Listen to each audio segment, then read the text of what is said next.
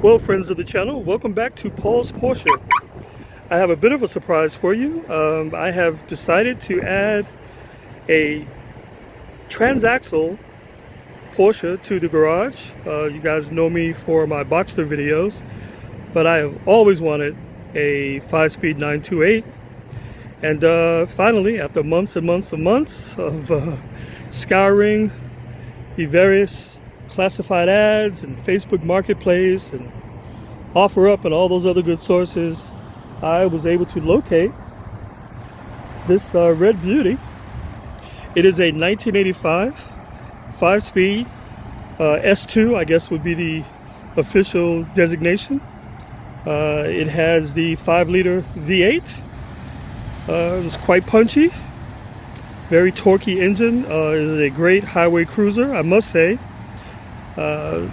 And a bit of a history on this car. This is the first of Porsche's clean sheet builds. This car from the ground up is pretty much all original. This is not a derivative of any earlier car. This is not a offshoot of any mutual projects between Porsche and Audi or Porsche and VW.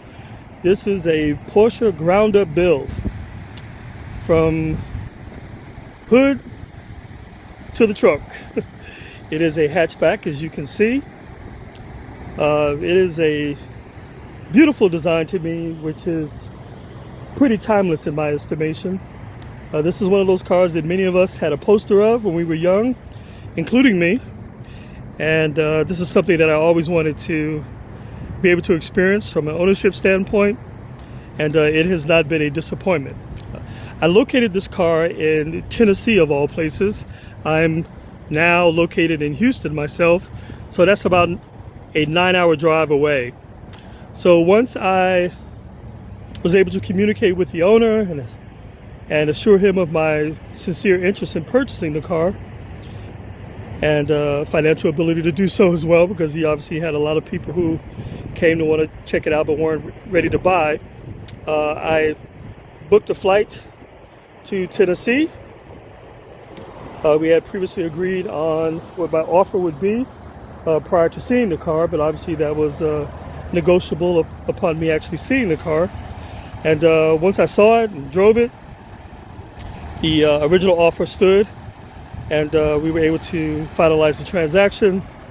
And I prepared myself for a 9-hour drive back to Houston, Texas from the airport in Nashville, Tennessee. And what a drive. It was absolutely amazing. This car was built for, I don't want to say high speed, I would say highway speeds for a long period of time. It is an incredibly comfortable car. Have you take a look at the interior here. These seats are amazing. The car was refurbished according to the documentation in 2007 and got a complete interior and exterior restoration, including a respray on the front end, and the entire interior was redone. And you can see it was done very, very, very well. I don't see any difference between the reupholstery on these seats and what I see in all original cars. So clearly whoever did the work was very, very good at what they were doing. There are maybe one or two things that are non-original in the interior. Obviously it has an upgraded Kenwood stereo. It has a super powerful amplifier in the trunk, which is not presently hooked up.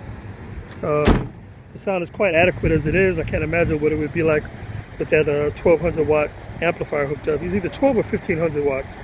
It's pretty powerful, as I understand it from the guy I bought it from.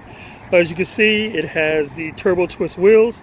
These are 17-inch, which provides a nice updated look, but also provides enough rubber to deal with the rather uneven and unwieldy roads here in Houston. I have never been in a major city that has worse roads than Houston, and it doesn't matter where part of town you're in, no matter the income brackets, the roads here are pretty terrible. So having 18s or 19s on this car besides probably not being the best cosmetic look, would be pretty uncomfortable, I would imagine, trying to navigate the potholes and uneven pathways here in Houston. So this car has a few upgrades. If you can see, it has the cross-drilled and slotted rotors on the rear, and I believe the fronts are just slotted. Yes, they are slotted in the front. I have, since acquiring the car, painted the calipers to match the car and added the Porsche stickers. I feel like that's a nice cosmetic touch. It has been equipped with a boiler exhaust, which is quite raspy and certainly fits the stated output of the car, which this car has been chipped.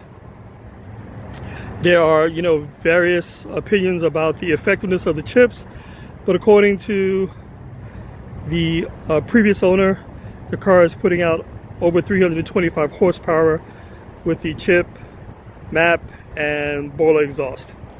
Whether that's true or not, I don't know, but I know the car is quite adequate in terms of power, and it will get up and go if I hit that gas hard enough.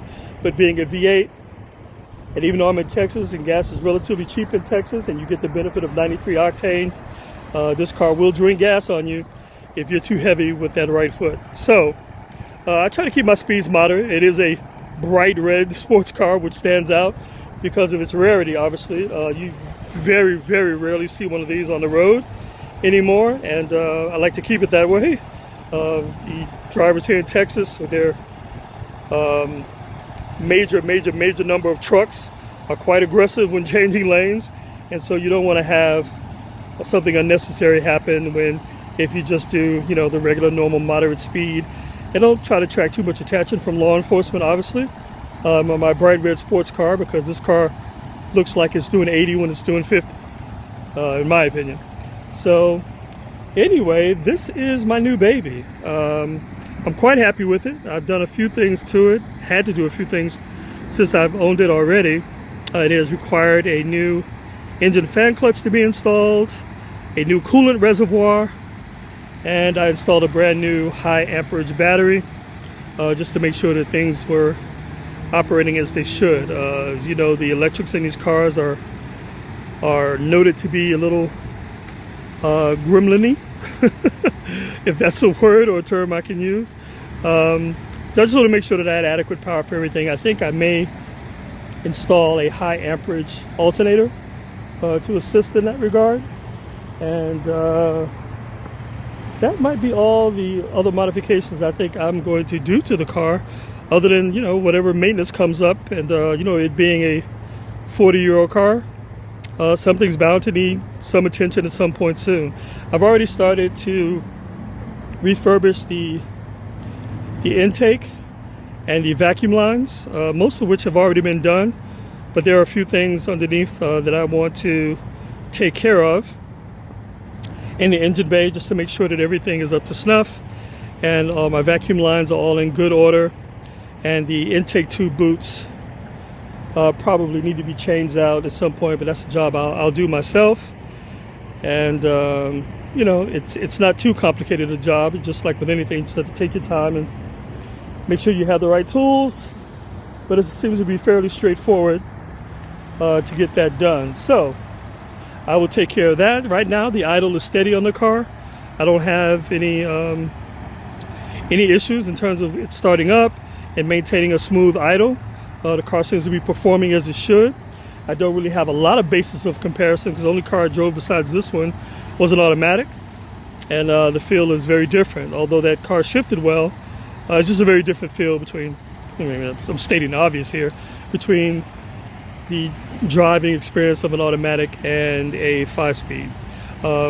It took as long as it did to find one of these because about 80% of these cars, or maybe more, delivered to America were in automatic form, and probably 90% of the cars you'll see for sale are automatics.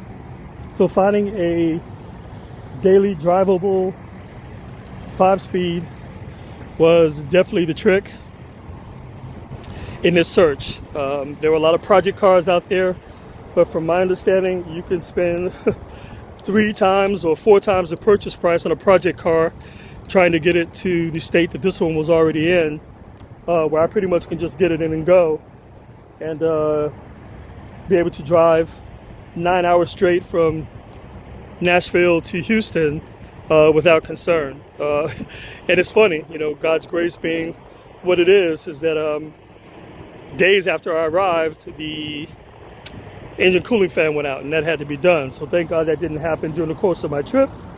I have not had any electrical issues. Everything works as it should. There are a couple of things interior-wise that I probably want to do just to tighten it up and refresh it and getting it to look, you know, but that's a cosmetic thing. But other than that, the car's been great so far. It is a fun drive. It is not what I would call a light and agile driving experience. I mean, I really do probably prefer to drive with my Boxster S, if I'm being perfectly honest. I like the Boxster is feels tossable. It feels very, very sporty and super responsive. This car is responsive, but in a different sort of way. It is very much a GT car, which is a different feel from a pure sports car. So that being said, I am enjoying the ownership experience of this car so far. I must say it is a conversation starter wherever I go. Many European car aficionados like myself again had this car on their wall in poster form as youth, and I'm right along with them. And so I can't go to get gas or get groceries. I went to one car show, and it garnered quite a bit of conversation. A lot of guys really had this car on their wish list at some point during their adolescence and probably early adulthood. It was an expensive car when issued back in the late 70s when it first came out. Again, this is an 85. This is an S2. The S4 and I think the GTS, I think, are the super expensive versions of this car. I would say the 85 is probably on the low end, actually, because I think the earlier cars, spoiler cars, are probably a little more expensive than this one, and certainly the GTS and S4s are at the high end of the price range for these cars. So I'm more than happy to have this S2. Again, it has the 5-liter V8, which gives more than enough power for today's traffic to be able to keep up. And you know, the passing ability is there.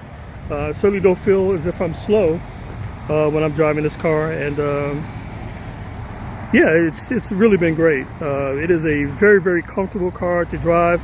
The look, I think, like I said before, is timeless. It is to me, in my eyes, a very special car that I'm very proud to be the owner of. I am going to do the things that need to be done to keep it in good running order. I imagine this will be the last purchase that I make in the early Porsche family. I mean, I am looking at a 968, to be perfectly honest with you, because that's another transaxle Porsche that I've always kind of had an interest in, and it probably is even more rare than these. I don't know the last time I've ever even seen a 968 on the road. Not that I see very many 928s either. I do sort of miss the cabriolet experience, the convertible experience of my Boxster, and that's another reason why I'm sort of looking at a 968 maybe to add to the garage. But for now, I'm very happy with the 928. I hope you guys have enjoyed this video. I mean, I didn't give too much history on the 928 models. That information is certainly out there. I just wanted to apprise you guys of this new acquisition and kind of give you my overview on it.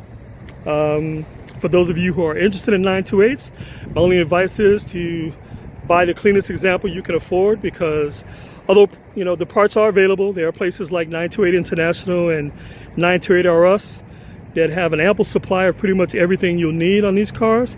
That's not to say that they're cheap. They are available, but they're not necessarily inexpensive. There are cheaper options, obviously, if you want to go the eBay route.